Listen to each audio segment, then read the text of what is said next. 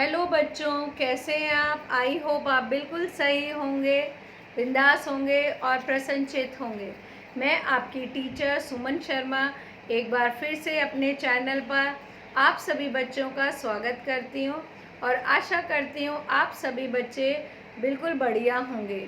आज मैं अमोली हिंदी व्याकरण से आपको पाठ 7 क्रिया तथा काल समझाने जा रही हूँ। पाठ शुरू करने से पहले मैं कहना चाहूँगी कि जो बच्चे पहली बार इस लिंक के साथ जुड़े हैं, प्लीज़ मेरे चैनल को लाइक करें, शेयर करें और सब्सक्राइब करें, जिससे आपको समय समय पर सभी जानकारियाँ मिल सकें। तो पाठ शुरू करते हैं बच्चों।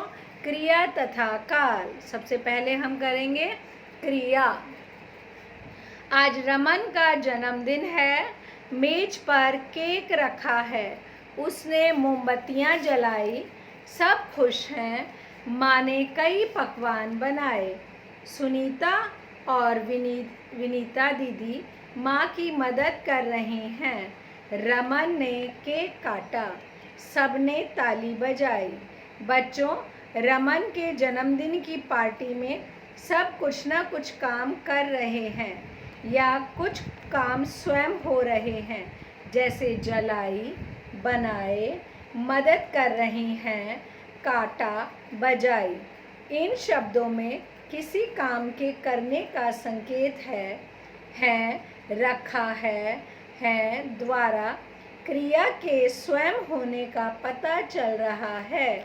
अतः हम कह सकते हैं, जिन शब्दों से किसी काम के करने या होने का बोध हो उसे क्रिया कहते हैं।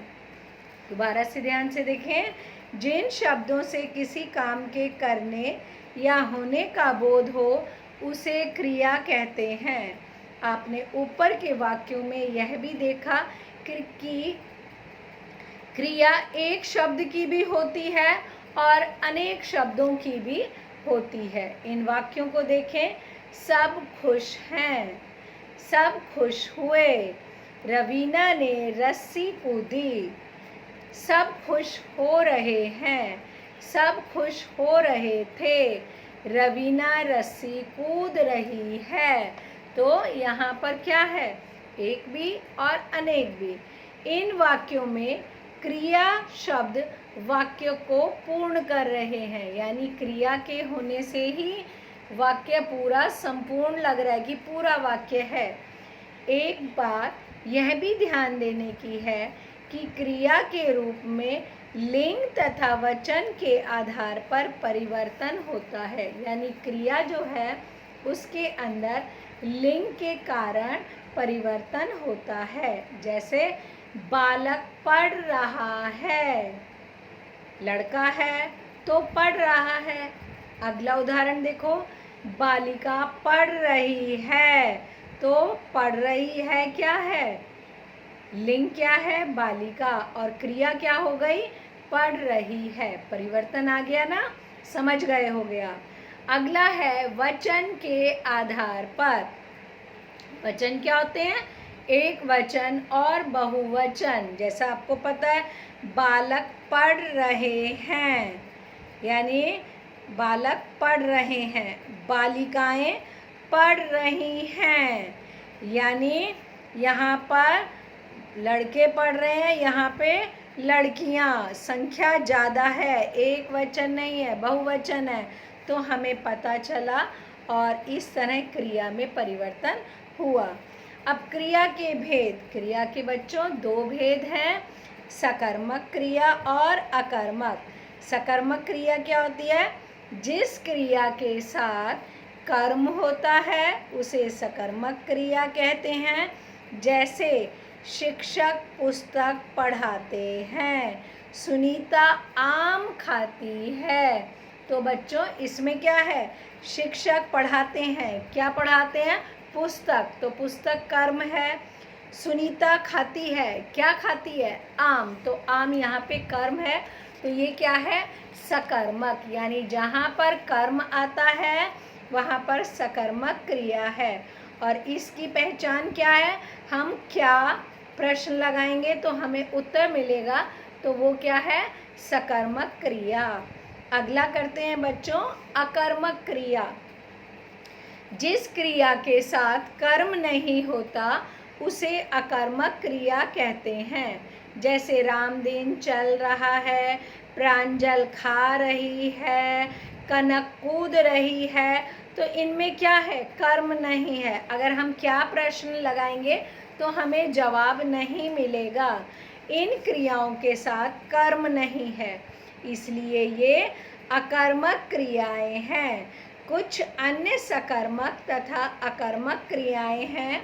सकर्मक क्रिया पीना, दौड़ना, देना, देखना, बांटना, लिखना, लेना, भेजना, पाना आदि। अकर्मक क्रिया दौड़ना, रोना, सोना, हंसना, रुकना, आना, उठना, जाना, जागना, घुसना, भागना, बैठना आदि। ये सब क्या है बच्चों? अकर्मक क्रियाएं। अगला है काल। क्रिया के होने के समय को काल कहते हैं। काल के 3 भेद होते हैं, भूतकाल, वर्तमान काल और भविष्यत काल। सबसे पहले करेंगे भूतकाल। जिस क्रिया शब्द से काम के बीते हुए समय में होने का बोध हो उसे भूतकाल कहते हैं। कल रमन का जन्मदिन था, हमने देर रात तक खुशियाँ मनाई। यानी जो काम हो चुका है, बीत चुका है, उसे कहेंगे भूतकाल। अगला है वर्तमान काल। जिस क्रिया शब्द से काम के वर्तमान समय में होने का पता चले उसे वर्तमान काल कहते हैं। जैसे अध्यापिका पाठ पढ़ा रही हैं, हम पढ़ रहे हैं, हम घूम रहे हैं, हम खा रहे हैं, हम नाच रहे हैं। यानी ये काम अभी हो रहा है, तो ये क्या है? वर्तमान काल। अगला है भविष्यत काल। तो भविष्यत काल में जिस शब्द से काम के आने वाले समय में होने का पता चले उसे भविष्यत काल कहते हैं। जैसे मैं रात 9 बजे खाना खाऊंगा, कल रोहन भाई की शादी में जाएगा, कल हम बाजार जाएंगे, कल हम जल्दी सो जाएंगे। तो क्या है? भविष्य के बारे में प्लान बताई जा रही है, तो ये क्या है? भविष्यत काल। एक बार पुनः से इस पाठ के मुख्य बिंदुओं पर ध्यान देते हैं। जिन शब्दों से काम के करने या होने का पता चले उन्हें क्रिया कहते हैं। क्रिया के 2 भेद हैं, सकर्मक क्रिया और अकर्मक क्रिया। क्रिया के होने के समय को काल कहते हैं और काल के 3 भेद हैं, भूतकाल, वर्तमान काल, भविष्यत काल। आई होप आप सब बच्चों को क्रिया तथा काल पाठ अच्छे से समझ में आ गया होगा।